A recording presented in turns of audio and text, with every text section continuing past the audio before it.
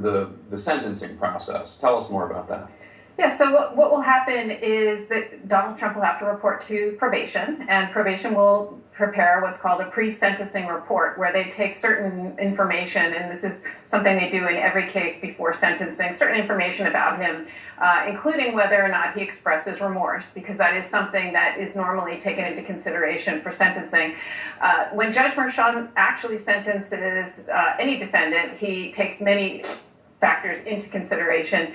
If you removed the name Donald Trump from his consideration, and it was somebody who came before him for sentence that also had 3 open other felony indictments in 3 other jurisdictions in both state and federal court, he's somebody who has been convicted of 34 felony counts, was held in contempt 10 times for disobeying Judge Merchan's orders, he would absolutely fall within that 10 to 30% who would be sentenced to prison. But because his name is Donald Trump, who knows what will happen, but those are the exact factors that any judge in New York State would take into consideration, and those are the people who are convicted of felonies that would go to prison. Now he could, there's a wide range of options. He could get up to 4 years.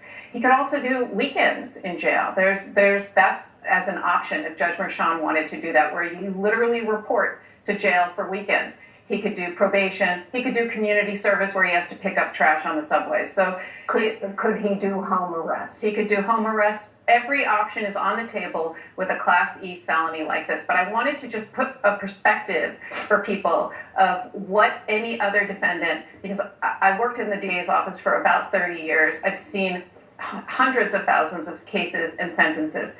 And those are the factors that would have gone into that equation, and absolutely without a doubt any other defendant who was similarly situated to Donald Trump, who is not going to show remorse and who I am sure will push the bounds of the still remaining gag order after this.